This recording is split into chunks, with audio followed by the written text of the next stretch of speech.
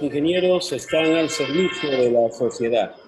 Por consiguiente, tienen la obligación de contribuir al bienestar humano, dando importancia primordial a la seguridad y a la adecuada utilización de los recursos en el desempeño de sus tareas profesionales.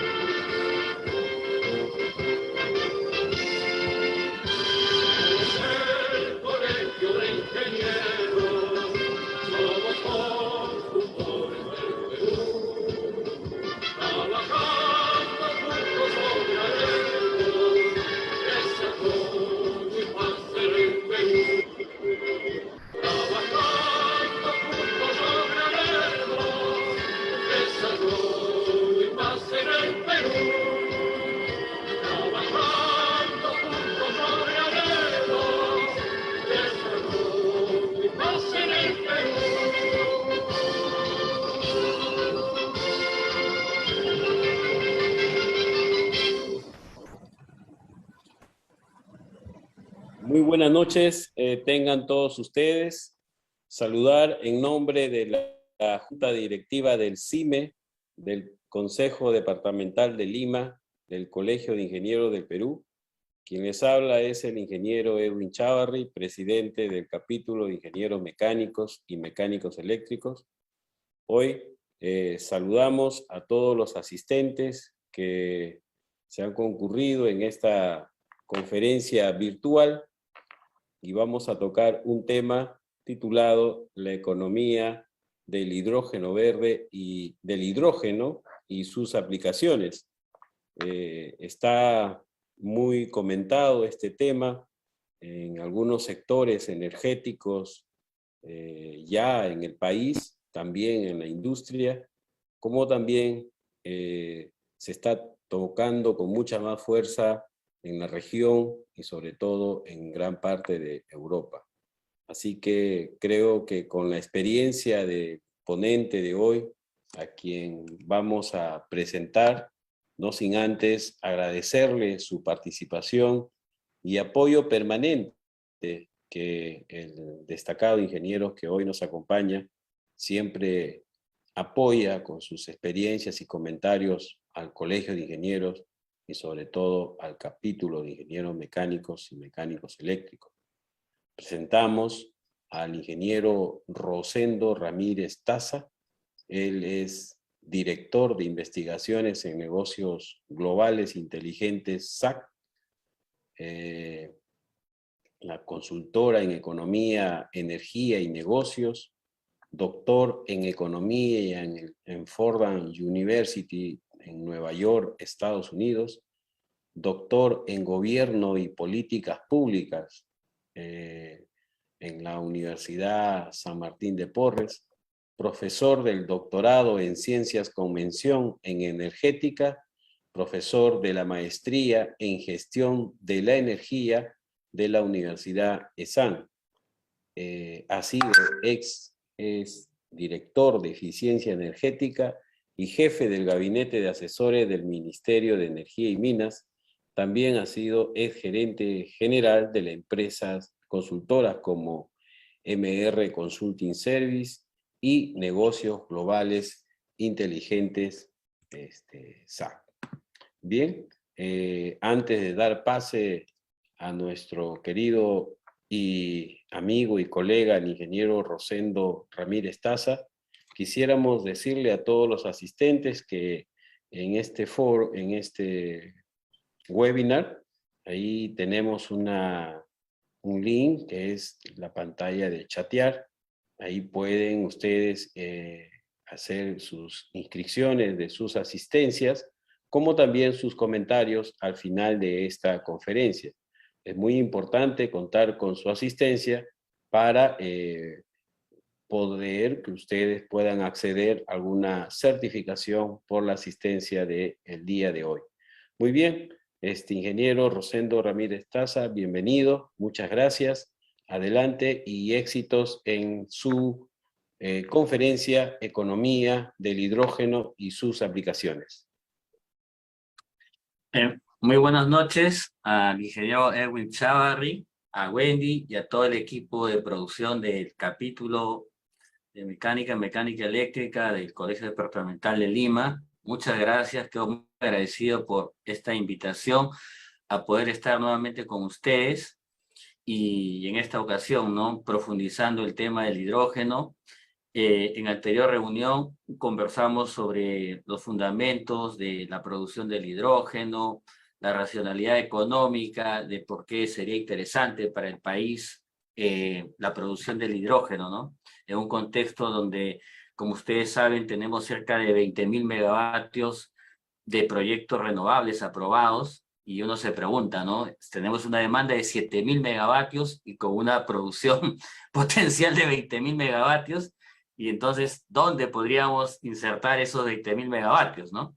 Y una de las posibilidades justamente es que esta demanda que se puede crear a partir de la producción del hidrógeno podría ser interesante evaluarlo para ver no solo esos 7.000 megavatios, como a veces nos quedamos, ¿no? Y pensando y decimos, bueno, ¿y qué hacemos del resto, ¿no? De esos 20.000 potenciales que podría haber con renovables. Justamente un tema interesante es que podría ser la producción, ¿no? Del hidrógeno.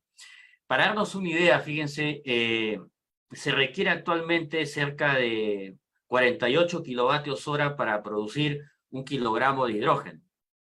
Entonces, si nosotros quisiéramos producir el hidrógeno en toneladas, por ejemplo, la demanda actualmente son cerca de 70 millones de toneladas, ¿no? de hidrógeno. Una parte nada más que pusiéramos tomarla, dado que tenemos fuentes importantes, ¿no? de energía renovable, es una gran posibilidad que en realidad deberíamos evaluar como país, ¿no? De manera de que el día de hoy pretendo abordar el siguiente tema, que lo recojo, ¿no? Desde la academia. Muchos de los alumnos me dicen, profesor, pero ¿cuál es el tema central del hidrógeno a partir de cuál es el fundamento técnico económico que haría como una posibilidad real el hidrógeno? Y también otro elemento esencial que me preguntan es, ¿qué tan eficiente es producir el hidrógeno a partir de las energías renovables? Porque es importante, como siempre digo, ¿no? A los alumnos, entender que lo que interesa es en toda la cadena, tanto la huella de carbono como también la cantidad de energía que uno utiliza, porque al final mi recomendación que siempre hago es que debemos ver las cosas en términos de energía y no en términos de un energético puntual, porque ese es el primer error que se comete en el país cuando seguimos pensando que el Perú tiene un recurso y empezamos a darle un contexto de priorizar, ¿no? Es esa famosa palabra, ¿no? De masificar. Cuidado con esa palabra de masificar, porque lo que interesa en realidad no es masificar una fuente de energía en per se, sino es el concepto de energía y sobre todo y fundamentalmente el uso que uno le puede dar a la energía, ¿no? Dicho eso, entonces voy a compartir con ustedes la presentación del día de hoy. ¿Me comunican si se puede ver la presentación, por favor? Sí, sí se puede ver. Perfecto. Entonces, el tema de hoy, ¿no? Es economía del hidrógeno y sus aplicaciones, especialmente preparado, ¿no? Para el capítulo de Ingeniería Mecánica y Mecánica Eléctrica, CIME, Colegio Departamental de Lima, Colegio de Ingenieros del Perú. Bueno, yo estoy representando en esta ocasión, ¿no? A la empresa de Negocios Globales Inteligentes, que es donde desarrollo mis actividades de investigación. Entonces, dicho eso, vamos a empezar con justamente el tema central, ¿no? Que es la economía del hidrógeno. Entonces, vamos directo al punto, ¿no? En la anterior ocasión conversamos la forma de producir el hidrógeno, ¿no? Las convencionales tienen que ver a partir de la reforma, ¿no? Del metano, convertirlo a vapor, y eso es el Steam Methane Reform, ¿no? Está en inglés. Y el otro es a partir de, por ejemplo, utilizar el gas natural también, pero capturar el CO2 que se genera en la producción del carbono. Entonces, esas son las dos tecnologías convencionales. La ventaja que tiene estas tecnologías convencionales, que es la reforma del metano o produciendo el hidrógeno, pero con captura, ¿no? Captura y almacenamiento de carbono, es que son menos costosas, para comenzar, ¿sí? Y ahí hay un punto de, digamos, de cómo es que la economía se ve este tema, ¿no? Hoy con la tecnología es más económico producir el hidrógeno, que en este caso podría ser el azul o el hidrógeno gris. Ya hemos conversado que el hidrógeno gris es a partir, ¿no?, de la reforma del metano, sin la captura del CO2 que se genera en ese proceso. Pero la tecnología, como ustedes saben, nos va acompañando, y lo interesante es que estamos justamente, ¿no?, reunidos entre ingenieros y sabemos la potencia que tiene nuestra carrera para profundizar todos estos temas tecnológicos que van acompañados de reducción de costos. Entonces, hoy es más económico producir el hidrógeno a partir de las tecnologías convencionales, como estamos diciendo, ¿no?, la reforma del metano, o con la captura de carbono, que sería el CCS, ¿no? Sin embargo, y aquí viene lo interesante, es que todos los pronósticos indican que hay un salto tecnológico importante a partir de la producción del hidrógeno con energía, y en este caso, ¿no?, a partir de energía eléctrica, y en este caso a partir de la energía eléctrica generada con energías renovables, eólica, solar, y eso se conoce como el hidrógeno verde. Y esto es básicamente a partir de la electrólisis, ¿no? Un proceso en el cual partimos la molécula del agua. Entonces, producir hidrógeno actualmente a partir de romper la molécula del agua y utilizando la energía eléctrica mediante la energía renovable es costosa en relación a lo convencional. Pero eso es hoy, ¿no? Algunas métricas que me parece interesante para entender el contexto, ¿no? Tenemos en este caso, acá podemos ver, por ejemplo, ¿no?, en cuanto a las emisiones de CO2 por kilogramo producido de hidrógeno, fíjense ustedes, ¿no?, el gas, a partir del gas natural con la reforma del metano, que es el hidrógeno gris, es más o menos 9 kilogramos de CO2 se genera, ¿no? Y acá viene el primer salto, ¿no? Interesante, por cierto, porque si a este proceso le adicionamos la captura y secuestro del carbono, en lugar de tener 9 kilogramos de CO2, iríamos a la mitad, entre 1 a 5 kilogramos de CO2 por cada kilogramo de hidrógeno producido. Y fíjense, el siguiente salto tecnológico es que se produzca con la electrólisis, y ese es justamente el hidrógeno verde. Entonces, en términos de lo que significa la externalidad, ¿no?, de producir hidrógeno, estamos viendo que el que no tiene externalidad es el hidrógeno verde. Y ese es un punto a considerar en un contexto de cambio climático, ¿sí? Ahora, si lo vemos por el lado de costo de producción, fíjense ustedes, el hidrógeno gris actualmente, ¿no?, entre 0.5 dólares por kilogramo hasta 2 dólares por kilogramo. Y fíjense ustedes, ¿no?, incluir ya esta captura y secuestro del carbono va a incrementar el costo entre 1 a 4 dólares.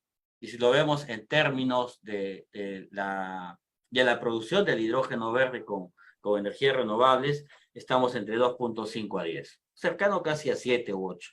Pues eso más o menos es una relación de 1 a 5, ¿no?, entre el costo con el hidrógeno gris versus el hidrógeno verde. Pero nuevamente, eso es el día de hoy, ¿sí? Y algo interesante que vamos a discutir justamente es que hay pronósticos de ese salto tecnológico que nos llevan a pensar que en algún momento, ¿no es cierto?, en una década se hacen los pronósticos, ¿no?, de que se revierta esta situación, ¿no?, donde la energía, en este caso el hidrógeno verde, esté ya en igualdad de condiciones de costos que el hidrógeno convencional, ¿no? Entonces, y hay cifras un poco más en detalle, ¿no?, que ya los acabo de explicar. Y acá viene un elemento clave para el país. que creo que nosotros deberíamos aprovechar esta ventaja, si se quiere, comparativa, competitiva, como quieran llamarlo, pero el hecho concreto es que el Perú tiene un potencial interesante de energía renovable. Por eso empecé diciendo, ¿no? Empecé diciendo de que tenemos 20.000 megavatios potenciales, ¿no? Con EPOS, con estudios de preoperatividad aprobados. Es decir, podrían entrar al sistema eléctrico. Obviamente, no van a entrar esos 20.000 porque tenemos que ampliar el sistema de transmisión, ¿no es cierto? Además que tenemos una demanda de 7.000 megavatios. Pero fíjense el potencial que tendría, ¿no? Para la generación de hidrógeno, ¿no? Una planta eólica, una planta solar, que podrían estar dedicadas, por ejemplo, a la producción del hidrógeno verde. Entonces, ¿dónde van a ser más competitivos en los países donde se produzca el hidrógeno, no? En aquellos donde tengan un recurso muy, muy interesante de clase mundial. Es decir, con factores de planta, ¿no? De 50, 60% para la eólica. Y eso es algo que nosotros tenemos, ¿no? Las estadísticas que tenemos nos dicen justamente que estamos, ¿no? En un 55, 60% de factor de planta de las eólicas. Nuestras solares, ¿no? En el sur están llegando a un 25, un 28%. Son recursos de clase mundial en realidad lo que tenemos, ¿no? Y por eso es que vemos este apetito de los inversionistas, ¿no? Si uno empieza a evaluar, por ejemplo, los planes de transmisión de COES, las solicitudes que a nosotros nos llegan como consultores, ¿no? Para analizar los costos marginales por los próximos 10, 15 años, si uno mira el parque generador futuro, es básicamente solar eólico, ¿sí? Y lo que queda por ahí, ¿no? Es algunos proyectos hidroeléctricos que digamos, o están en un proceso de construcción, o ya fueron totalmente decididos, ¿no? Con años anteriores, y se van a ejecutar de todas maneras. Y en el tema del gas natural, por ahí uno que otro proyecto, ¿no? Que siempre está en cartera, por ICA, pero que inclusive, ¿no? Por un tema de complementariedad, ¿no? El sistema va a requerir de todas maneras la participación del gas natural, ¿no? Es un tema complementario, ¿no? Y si uno lo quisiera analizar, inclusive, ¿no? Uno empieza a observar en las últimas Open Season, ¿no? Que hace TGP, y empieza a ver que ya los generadores eléctricos ya no participan en realidad, ¿no? En separar la capacidad. Y yo creo que eso es interesante, porque el Perú está yendo hacia una madurez en cuanto a la aceptación, ¿no? De lo que ya es evidente que la energía renovable ha llegado al país y está para quedarse, y ahora lo que tenemos que hacer es cómo utilizamos esa energía. Bueno, el día de hoy justamente estamos viendo esa posibilidad, la posibilidad de producir el hidrógeno con estas energías renovables. Buenas noticias para nosotros como ingenieros y para el sistema eléctrico, ¿no? Bueno, hay diversos estudios que se han hecho, ¿no? Para poder configurar, digamos, estos escenarios. Y, por ejemplo, ¿no? En el tema del hidrógeno gris, por ejemplo, si se considera costos entre $28 megavatio hora, $60 megavatio hora, ¿no? Y un costo de gas natural, ¿no? Por ejemplo, entre 1.2 dólares el millón de BTU o 3 dólares el millón de BTU, es más o menos lo que están considerando en estos escenarios, por lo menos para el mercado americano, ¿no? Igual para el hidrógeno azul, porque ya hemos visto que la diferencia básicamente es que en uno de ellos, en el hidrógeno azul, ¿no? En el blue hydrogen, lo que hacemos es captura y secuestro del carbono, porque el principio es el mismo, la reforma del metano, ¿verdad? ¿Sí? Hacia vapor. Bueno, en el tema del hidrógeno verde, por ejemplo, para el caso americano, ¿no? Se está considerando ¿no? Costo de energía entre 12 a 25 dólares el megavatio año, dólares megavatio hora, perdón, ¿no? Entonces, fíjense, ¿cuáles son los pronósticos que estamos viendo, por ejemplo, ¿no? Como costos medios, futuros, con eólica, con solar? Yo creo que un tema muy importante se va a ver en los próximos meses cuando finalmente, ¿no?, se tome la decisión de que las energías renovables empiecen a poder tomar contratos de suministro, ¿no?, de electricidad para los usuarios regulados en las licitaciones que convoquen las distribuidoras. Pero eso obviamente requiere de un cambio normativo, ¿no? Bueno, en eso se está trabajando y es saludable en realidad que las energías renovables puedan participar en estas licitaciones de los usuarios regulados y que ese precio, fíjense, ese precio ahora sirva como comparación para nosotros como usuarios regulados, ¿no? Entonces, ahora sí va a haber algo tangible para los usuarios, ¿sí? Va a ser algo tangible esa competitividad. Entonces, yo creo que ese es un elemento muy importante porque más allá del discurso, que está muy bien la energía renovable, que es competitiva, bueno, el pulso lo vamos a tomar a partir de lo que los desarrolladores de estos proyectos digan cuánto están dispuestos a poner o cuánto están dispuestos a recibir en estos contratos de suministros por los usuarios regulados.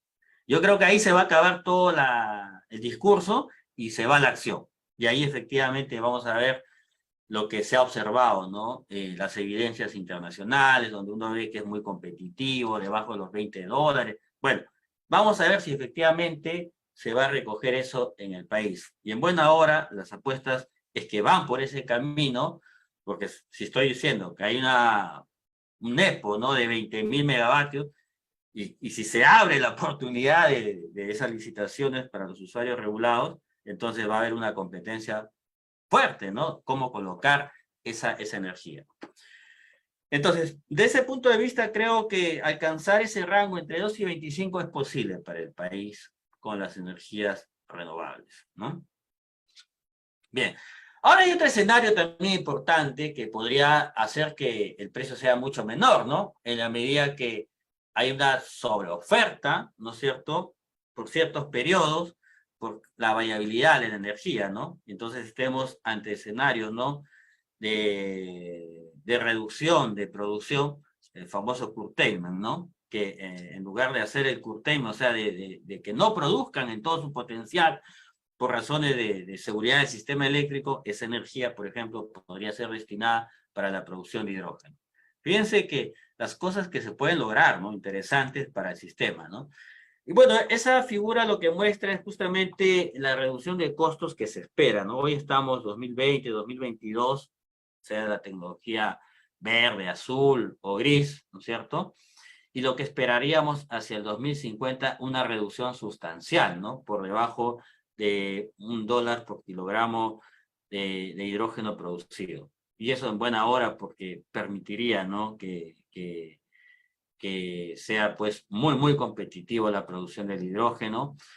Y hay diversos escenarios, ¿no? Quizás el más optimista, vamos a decir así, es el que lanza Bloomberg, ¿no? Para Bloomberg estaría inclusive, ¿no?, casi a 0,5 dólares por kilogramo.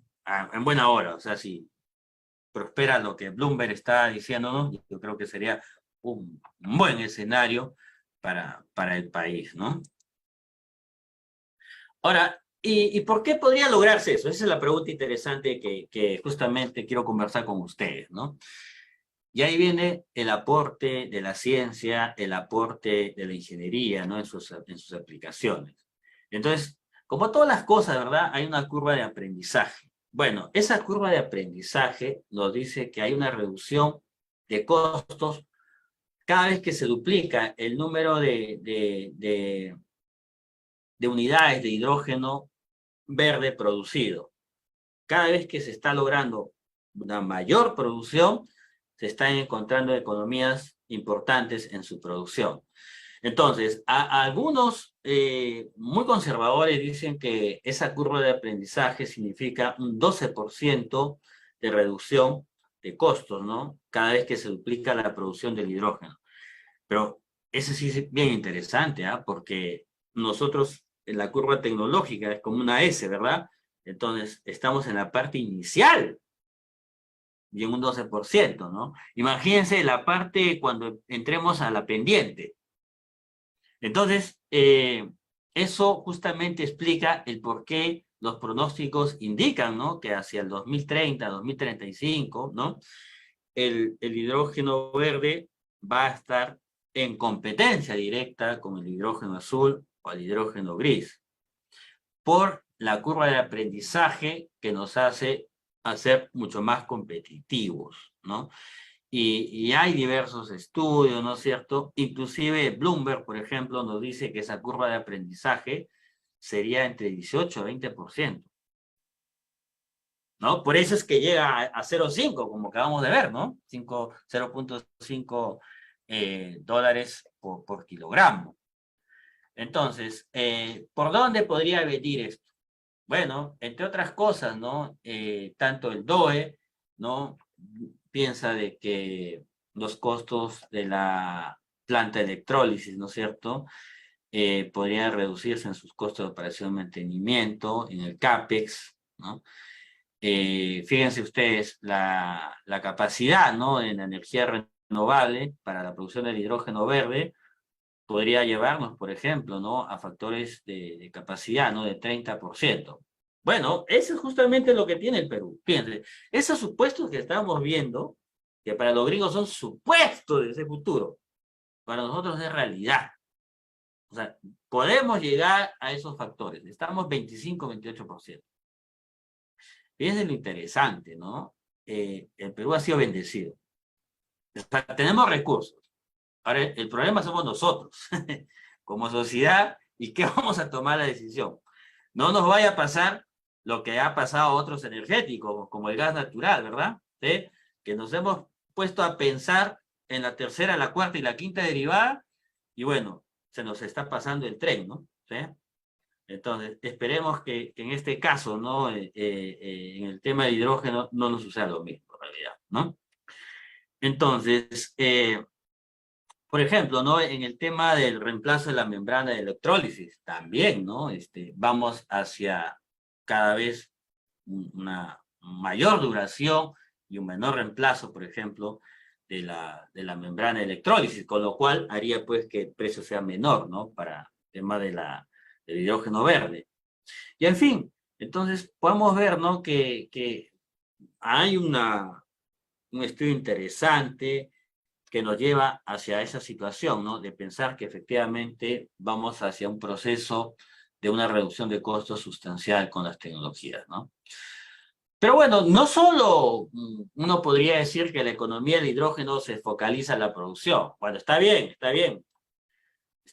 conversar sobre la producción, pero bueno, como todas las cosas, ¿no es cierto? No necesariamente donde se produce está la demanda. Y de eso nosotros como ingenieros lo sabemos, ¿verdad? Entonces hay que transmitir o hay que transportar y hay que distribuir el gas hacia donde está la demanda. Perfecto.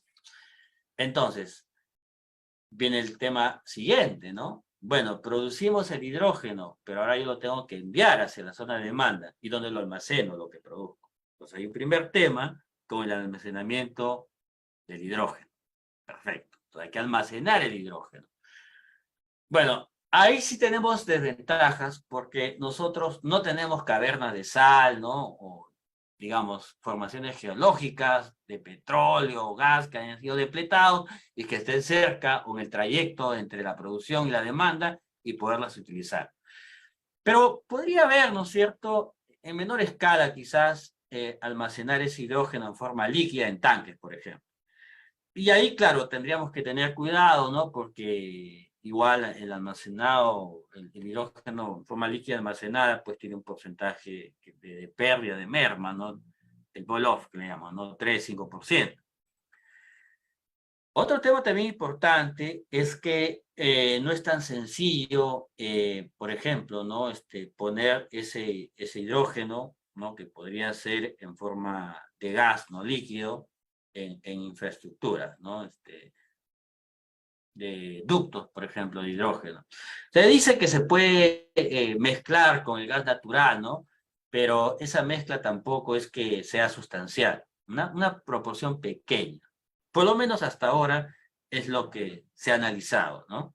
Entonces, no crean ustedes que, como algunos plantean, no dicen que, bueno, ahí están los ductos del gas natural y por ahí que vaya el hidrógeno. No se puede. Tiene sus propias reglas, ¿no? Físicas, químicas, las tuberías. No es tan simple como pasar un fluido. Cuidado, porque algunos dicen, ¿no? Es un fluido más. Bueno, creo que hay que tomar las cosas con seriedad, ¿no? No es tan simple como eso, ¿sí? Bueno, entonces, se necesita sistema de almacenamiento, inclusive, ¿no? En las cavernas de sal que se puede almacenar, hay un tema importante porque tú necesitas mantener un 30% del hidrógeno almacenado de forma permanente para poder gestionar muy bien ese hidrógeno que está almacenado, ¿no? Bueno, quizás para nosotros, ¿no? Tanque de almacenamiento, para Perú, que no tiene esas cavernas, ¿no? Entonces, por ejemplo, ¿no? Si queremos verlo como un tema esencial en lo que nos gusta, producción de electricidad, por ejemplo, podría ser algo interesante, ¿no? Para poder generar electricidad, por ejemplo, con hidrógeno verde. Bueno, para los que todavía, ¿no es cierto?, pensamos de que la forma convencional con una turbina, ¿no? En este caso de gas, pero que va a utilizar el hidrógeno, es importante porque hay un concepto, ¿no? De flexibilidad del sistema eléctrico que es inexorable para los ingenieros mecánicos eléctricos, ¿verdad? Sí, los eléctricos. Y es que la forma como va a entrar las energías renovables es a partir de ese concepto de flexibilidad. Y si no hay flexibilidad, me temo que no vamos a poder insertar toda esa cantidad de potencial que tenemos, ¿no? De energías renovables. Entonces, ya habíamos conversado, hay una serie entonces de costos que son importantes evaluarlos, ¿no? Entonces, por ejemplo, algunas ideas ahí, ¿no? De costo de capital, de los costos de almacenamiento, ¿no? En energía por kilogramo de hidrógeno, en el tanque, ¿no? Fíjense, digamos, un poco menor. Sin embargo, por el lado de costo de operación y mantenimiento es mayor, ¿no? En el caso del almacenamiento en el tanque líquido, ¿no? Y bueno, también otro dato interesante, ¿no? En cuanto a producción y almacenamiento, los ratios, ¿no? En cuanto al costo de la energía que se utiliza por cada kilogramo de hidrógeno que se podría producir, ¿no? En términos de costo, ¿no? Entonces tenemos, por ejemplo, la energía solar, ¿no? De 28,54 dólares por millón de BTU en cada 3,23 dólares por kilogramo de hidrógeno. Y así podemos sacar para cada una de las tecnologías, ¿no? Entonces, son ratios importantes a considerarlo, ¿no? Ahora, en los últimos 10 minutos que me quedan, quisiera centrarme en algo que es importante, ¿no? Y justamente lo que decía es que como ingenieros, ¿no? Tenemos que ser críticos de las cosas. O sea, no siempre estar en la media, ¿no? En la tendencia, ¿no? En el trending, ¿no? En la media del trending. ¿Sí? Entonces, hay críticas. Hay críticas y hay que abordarlas y hay que discutirlas, ¿sí? Entonces, vamos a conversar sobre esto, ¿no? Entonces, como todo, ¿no? Combustible futuro, bueno, tiene, por la forma, ¿no? Física o química que tiene, en este caso, el hidrógeno, tiene pérdidas o tiene factores de conversión que hacen de que no necesariamente toda la energía que uno utiliza para la producción del hidrógeno finalmente se convierte en ese vector energético, ¿no? Que es el hidrógeno. Entonces, aún no, por ejemplo, con la electrólisis, ¿no? Tenemos una pérdida, ¿no? De casi 30% de energía. Es decir, cada kilovatio hora de la energía renovable que uno lo utiliza para la producción del hidrógeno, finalmente se va a convertir en energía con hidrógeno, pero se ha perdido un 30% en el proceso de la ruptura, ¿no?, de la molécula del agua. Si a eso, y eso es algo físico, ¿eh? O sea, eso es algo que se va a dar por el proceso, es algo que alguien invente otro proceso de producción, pero esos son los ratos, ¿eh? Ahora, si además de esa pérdida de energía durante la producción del hidrógeno, lo vamos a llevar, ¿no?, desde el punto de producción hacia el punto donde se va a consumir, se estima, ¿no?, entre 20 o 30% que se podría perder, ¿no es cierto?, en este vector. Entonces, en buen romance, ¿no?, podríamos hablar de un 50%, ¿no?, de energía empleada para la creación del hidrógeno. Entonces, eso abre toda una discusión, ¿no? Porque para algunos dicen, pero bueno, lo que pasa es que en el fondo, si tú quieres utilizarlo, ¿no?, para el transporte, eso significa que usas energía eléctrica para producir hidrógeno. Luego ese hidrógeno lo pones en celdas de combustible, ¿no es cierto? Y esa celda de combustible, luego el hidrógeno lo convierte a electricidad. Entonces, esa conversión de electricidad a hidrógeno y de hidrógeno a electricidad, ¿no? Entonces, para uno dice, ¿por qué lo haces? ¿Y por qué no directamente producción de electricidad y electromovilidad en forma directa? Ahí se plantea la discusión. Es interesante, ¿no? Porque abre justamente este tema en el siguiente, ¿no? Fíjense, no cometamos nuevamente el error, por favor, ¿no?, de empezar a creer que uno solo energético es la solución a todos los problemas, ¿no? No sé si ustedes vieron esa película muy interesante, la boda de los griegos, ¿no? Donde había el papá de la novia, tenía un elemento que era desinfectante, y él creía que ese líquido desinfectante le servía para todo, para cualquier enfermedad, para cualquier problema. Ese líquido le servía, era multitarea, ¿no? Lo que algunos dicen el cuchillo suizo, ¿no?, la navaja suiza. Yo tengo mis reparos al respecto, ¿eh? Yo creo que cada energético va a encontrar su propio nicho, y lo va a encontrar en la manera más eficiente que se va a traducir a precio del consumidor. Fíjate la potencia que nosotros tenemos como consumidores, ¿no?, para poder llevar a cabo esta situación, ¿no? Entonces, sí, ya tengo que culminar. Wendy, muchas gracias. Ahora lo hago. Sí, gracias.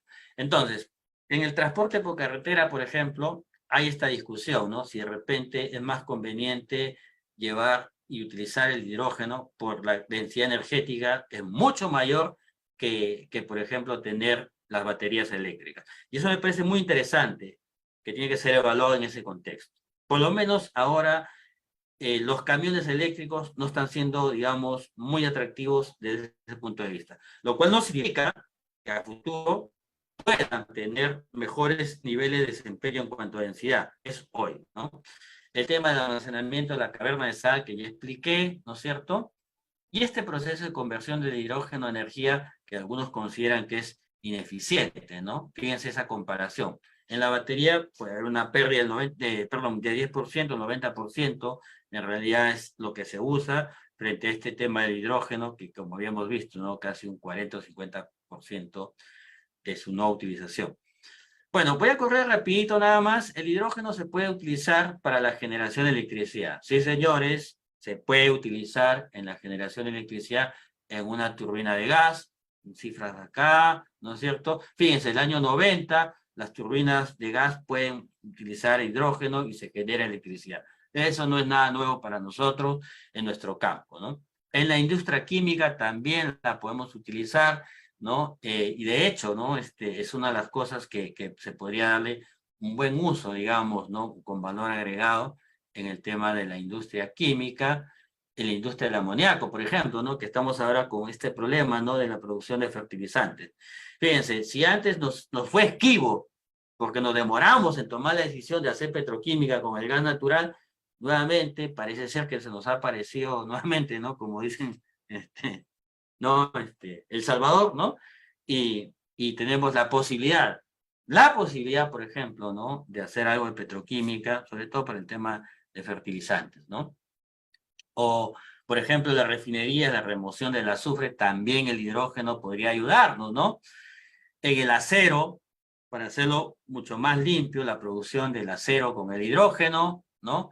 Bueno, y hay otras métricas de demanda que ya lo hemos discutido, digamos, en su oportunidad. Yo creo que vamos a cortar aquí, más bien para darle pase a las preguntas que creo que son las más interesantes, ¿sí? Muy bien. Entonces, Wendy, dejo en la conducción Edwin para las preguntas del público. Gracias. Sí, ingeniero, muchas gracias. Muchas gracias por sus excelentes comentarios. Hemos tenido un impasse que también nosotros recién nos damos cuenta, pero aparentemente las diapositivas no han estado pasando. Ah, pero no me dijeron. Sí, bueno, sí se ve la diapositiva, pero no estuvieron pasando. Pero bueno, no importa Ya. porque en realidad creo que la mayoría de los participantes hemos estado atentos escuchando sus comentarios, ¿no? Lo que sí podría es comprometerme con los asistentes en enviar su PPT, ¿no? Para que puedan consolidar los comentarios que hoy usted nos ha vertido. En el momento tenemos una pregunta que nos Ya. dice el ingeniero Peñafort Jurado Guamaní, ¿no? ¿Cuán versátil es el hidrógeno en una comparativa energética con el GNL? Sí, mira, por eso les decía, ¿no? En cuanto a densidad energética, el hidrógeno puede tener mayor rango, por ejemplo, en un camión, ¿sí? La ventaja es que es más limpio que el GNL, definitivamente. El otro tema es que por el lado de costos, tal como estamos viendo, ¿no? Hacia ese futuro, va a tener mucho más competitividad el hidrógeno verde. Y hay otro tema esencial, ¿ya? Con lo cual no va a poder competir el GNL. Y es el siguiente.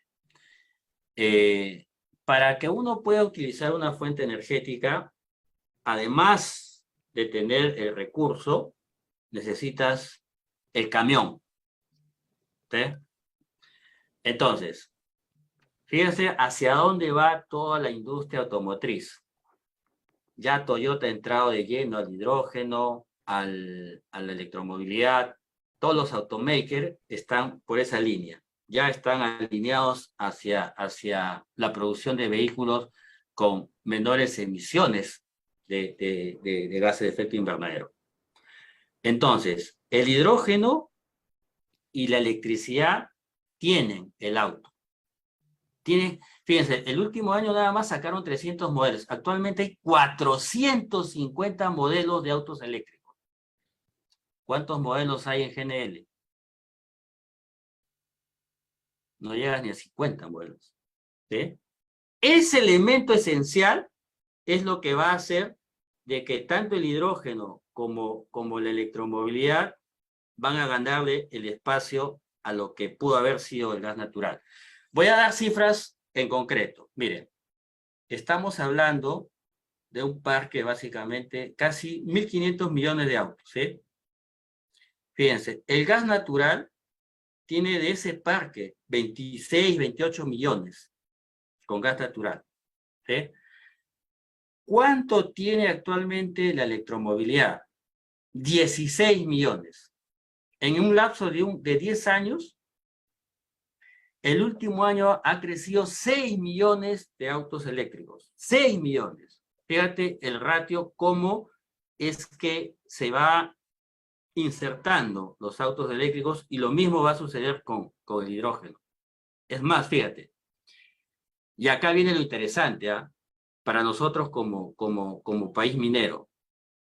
Mira, yo el año 2010 le propuse a las empresas mineras que sus camiones mineros produzcan, que consuman GNL, y con eso reducía 50% el diésel en los camiones mineros, ¿no? Los Komatsu, los Caterpillar. Entonces, en ese momento, ¿no? La apuesta era que el gas natural, el GNL, iba a ser la opción. Pero fíjate, ha pasado 10, 12 años, y la pregunta es, ¿dónde está el camión, ¿no es cierto?, que use GNL. No. Caso distinto, fíjate, ¿eh? Que hoy esas empresas que construyen esos volquetes grandes, esos camiones grandes, ahora están desarrollando, por ejemplo, con las empresas mineras, esos camiones. Porque su apuesta es hacer camiones que van a consumir el hidrógeno. De manera que yo creo, ¿no?, tal como van las cosas, es que se va a dar esa confluencia de la fuente energética y la máquina, las dos cosas que son necesarias, ¿no? Lo cual me parece que no lo ha tenido el gas natural, el GNL, y me temo que al paso que vamos, me parece que tampoco lo va a tener. Creo que esas son las evidencias, son las que van marcando finalmente las tendencias, ¿no? Muchas gracias por esa pregunta, interesante, ¿eh?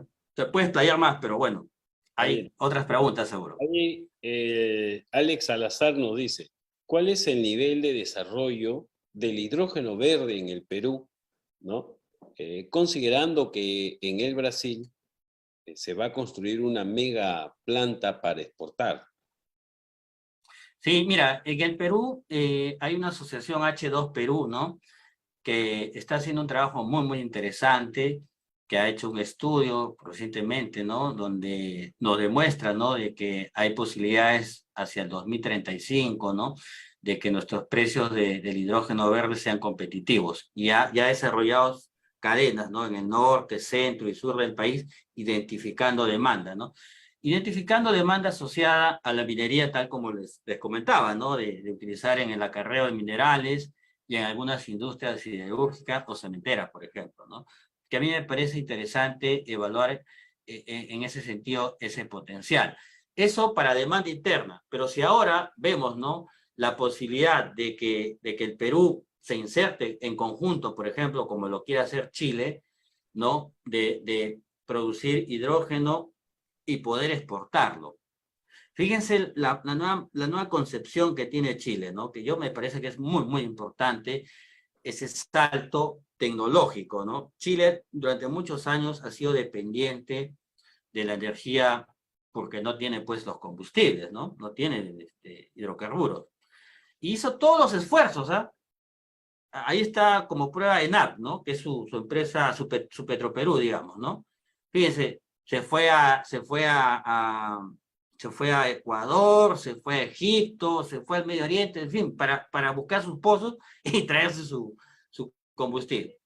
Pero simplemente no pudo tener, ¿no?, ese potencial, y lo que dijo, y encontró esa oportunidad en las renovables. Y no solo que lo insertó en su sistema eléctrico, sino que ahora dice él, no solo es que yo ya dejo de depender de sus combustibles fósiles, sino que yo ahora voy a ser exportador. Fíjense la visión de Chile, ¿eh? Chile se ha puesto como meta ser el exportador de hidrógeno, porque cree Chile que ese es el combustible del futuro. Y si uno mira, en realidad, ¿no?, todas las tendencias, toda la academia, vamos hacia ese camino de buscar una fuente de energía mucho más limpia. Y eso implica, entre otras cosas, ¿no?, este camino hacia el hidrógeno. Y qué mejor si es el hidrógeno verde. Pero bueno, podría para el caso peruano ser azul. Bueno, eso es materia de otra discusión, que me parecería interesante, ¿no?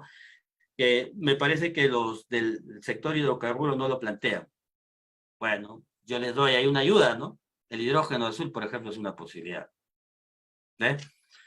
Bien. Muy bien, si hay otra pregunta.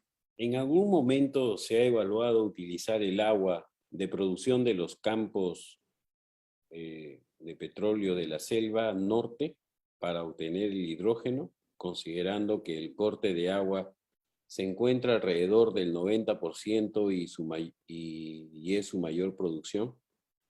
Ya, ese es un tema importante, fíjense. Ya, ese tema es importante porque pone en relieve algo que también deberíamos entender, ¿no? Es que la energía no es un abstracto, ¿no? El sector energético no está en abstracto. Entonces, para producción del hidrógeno hemos dicho que, por lo menos, ¿no? El hidrógeno verde hay que partir la molécula del agua. Entonces uno se podría preguntar, ¿no? Bueno, ¿y cómo lo hace Chile? Porque si usted está diciendo que Chile quiere ser la potencia, quiere exportar hidrógeno, va a necesitar agua, ¿no? Para partir la molécula, ¿verdad? Entonces, si Chile tiene un desierto, ¿de dónde va a sacar el agua? Porque en la zona norte está su energía renovable, su energía solar, y ahí es donde está apuntando, digamos, y esa es una de las cosas que va a tener que resolver Chile, por ejemplo, porque para la producción del hidrógeno verde se requiere agua. Entonces, algunos plantean, ¿no? Por ejemplo, desalinizar el agua de mar. Bueno, entre otras cosas, es una opción, por ejemplo, ¿no? Entonces, yo creo que justamente esta parte, ¿no? Del análisis que iba anteriormente, ¿no? Cuando dije la última parte, forma una parte de las críticas, ¿no? Que se hace al hidrógeno, por la cantidad de recursos que podría implicar el uso del agua, ¿sí? Entonces, ese es un elemento, ¿no? Que se está evaluando en realidad, en ver hasta qué punto también en la ecuación, ¿no? De eficiencia, en la ecuación del impacto que tiene la producción del hidrógeno, implica la utilización de agua, porque debería estar, efectivamente. O sea, porque lo que yo el día de hoy he dicho es en términos de energía, pero no he contado la otra parte del recurso agua que se necesita, ¿no? Entonces, si hacemos esa ecuación de la cantidad de agua, ¿no? Que se requiere, entonces la gran pregunta es, ¿y esa agua dónde podría tener un uso alternativo? Entonces alguien diría, pero no, para agricultura, para lo que fuese, ¿sí? Pero la respuesta viene del hidrógeno y te puede decir, pero yo no estoy utilizando energía de agua dulce, estoy utilizando de agua salada a partir de la desalinización. Bueno, puede ser un elemento importante en esta ecuación que estamos discutiendo, ¿no? Esa es la situación actual. Así es. A ver si hay otra pregunta. Muy buena esa pregunta. Sí, Gary Bravo pregunta, buenas noches, felicitaciones al ingeniero Rosendo por la presentación. Me gustaría conocer un poco respecto de la demanda estimada de hidrógeno en el mercado internacional y qué tanta demanda de hidrógeno, ¿no? Y en qué usos se puede generar en el Perú. Muchas gracias. Ya, muchas gracias, Gary, por tus comentarios. Bueno, actualmente la demanda es cerca de 70 millones de toneladas de hidrógeno y básicamente lo utilizan las refinerías, ¿no? Para, digamos, en la parte de la producción de gasolinas o otros productos de las refinerías. Y también en algunas plantas de acero, ¿no? Pero básicamente y la industria química, eso es lo tradicional, digamos, ¿no? Ahora, la apuesta, ¿no? Es que el hidrógeno no solo se usa en lo tradicional, digamos, ¿no? O sea, reemplazar el hidrógeno gris, que actualmente se utiliza, por el hidrógeno verde, sino la apuesta va en el sentido de que el hidrógeno ahora lo podríamos utilizar en reemplazo de la gasolina, por ejemplo, o el reemplazo del diésel. Fíjense lo potente que podría ser reemplazar el diésel por el hidrógeno para el transporte pesado, porque su rango de acción, ¿no es cierto?, con el hidrógeno es más grande, ¿no? Tan igual o mejor que el GNL, ¿sí? Pero, ¿no? Al igual que el GNL, va a depender, pues, de la construcción de la infraestructura, ¿no? ¿Quién construye más rápido? ¿No? La infraestructura, los corredores, el corredor de GNL, el corredor del hidrógeno. Pero como les digo, ¿no? No solo depende que tengas el corredor, que tengas la máquina, finalmente, ¿sí? Donde hay mayor diversificación de posibilidades. Y eso está por el lado, ¿no? De la producción de camiones o autos con hidrógeno, que no lo tiene el GNL, lamentablemente. Lamentablemente para el país, esa es la situación, ¿no? Fíjense, no, la industria no le dio ese peso al gas natural, pero sí le está dando el peso al hidrógeno o a la electromovilidad, ¿no? Fíjense, es interesante nuevamente, ¿no? La apuesta que está haciendo Toyota, ¿no? Toyota está acelerando su proceso hacia el auto eléctrico. ¿Se imaginan ahora Toyota metido en el auto eléctrico? Antes no estaba totalmente, se había quedado con los híbridos. Yo tengo un híbrido que es bueno, dicho sea de paso, ¿eh? Pero ahora está hacia ir ya de lleno, ¿no? Hacia un sub, ¿no? Ya está ya, digamos, en la parte final, ¿no? De poder sacar el primer sub eléctrico Toyota, ¿no? Y se va hacia el camino hacia el eléctrico y bueno, y culminará pues con todo su tema, ¿no? De la parte vehicular con hidrógeno, ¿no? De manera que yo creo que ya todas las empresas automotrices han dicho que el 2030, 2035 ya dejan de producir autos de combustión interna, ¿no? Esa es la realidad. Por eso les digo, es lo que es, ¿no? O sea, nos demoramos. Y es culpa nuestra, como país, en poder desarrollar el GNL, el gas natural. O sea, desgraciadamente los modelos, nosotros no producimos autos, ¿no? Bueno, es algo que alguien diga, bueno, vamos a hacer puras conversiones. Bueno, podrían ser una alternativa las conversiones, ¿no? Pero como modelos nuevos, bueno, revisen ustedes la tendencia que lo que han dicho ya los productores de vehículos. Todos se han puesto una fecha en la cual ya no van a producir autos de combustión interna. Van hacia autos con cero emisiones, eléctrico o autos o vehículos con hidrógeno. Eso es, no hay nada más que hacer. Hay que ver cómo optimizamos, ¿no?, nuestra situación como país, ¿no?, en ese contexto. Excelente tu pregunta. A ver si hay otra pregunta. Esas son todas las preguntas, ingeniero Rosendo. La verdad que muchísimas gracias. Hemos tenido básicamente una conversación. Lamentablemente no pudimos ver sus diapositivas, pero creo que la docente explicación que nos ha dado ha sido de mucha utilidad para todos nuestros asistentes y también para nuestro capítulo. Nuevamente decirle a usted que estamos invitados al Foro de Energía que se va a celebrar el 27 y 28 de octubre, ¿no? Hemos querido compartir la presencia también de usted, así que lo esperamos para ese día. También esperamos a todos los asistentes. Comentarles que dentro del CIME tenemos un comité especializado de hidrógeno verde que ha empezado funciones desde enero de este año y estamos trabajando también ahí una propuesta de aportes y de fomento en la misma línea, pero desde el espacio, una opinión colegiada desde el colegio, ¿no? Que también necesitamos dar nuestros aportes, teniendo como único objetivo que el Colegio de Ingenieros es un asesor de la nación. Y en ese camino es que estamos, y ustedes con sus ponencias, su participación, nos ayudan a entender de una manera más clara el propósito que tenemos en el tema energético. Agradecer a todos los asistentes por su participación. Nos comprometemos a enviar la diapositiva y también esta sesión grabada.